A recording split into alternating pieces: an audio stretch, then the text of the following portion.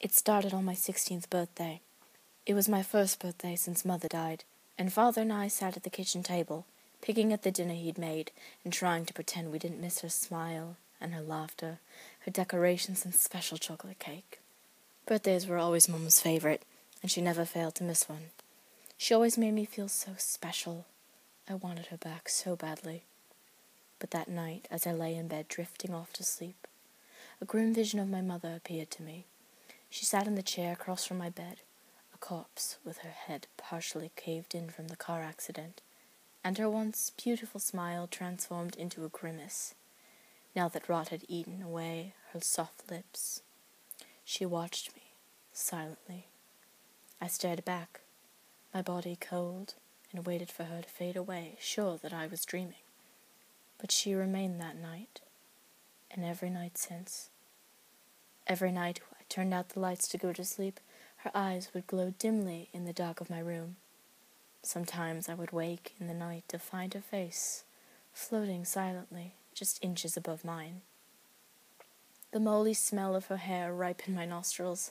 It would seem that Mother was watching over me as I slept. And while that though should be comforting, there was nothing in my heart except terror.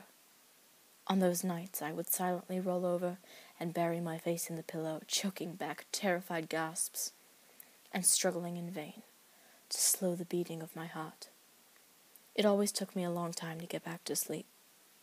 I was relieved to finally go away to college, hoping she wouldn't be able to follow me, and for a while things went back to normal. But on the night of my next birthday, she returned once more, startling me into a scream when I felt her stroke my cheek in the dark. My roommate was oblivious to both of her presence and the smell of an open grave that permeated my sheets and clothing. But I could feel and smell her everywhere.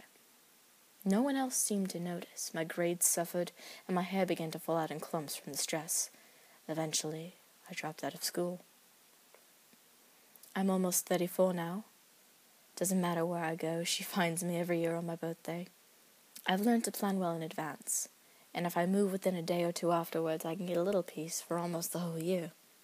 I even managed to finish school, online of course, since I could never stay in one place for more than a year, until my next birthday, until today. Dear Christ, is it time again so soon? I quietly finish a solitary dinner and watch some television, but my eyes keep flitting to the clock on the wall. 9:45, 10:08, 10:36, the time I was born, the moment she brought me into the world. The stench of old decay fills my nostrils, and I feel the spongy flesh of her hand fall softly on my shoulder. Hello, Mother.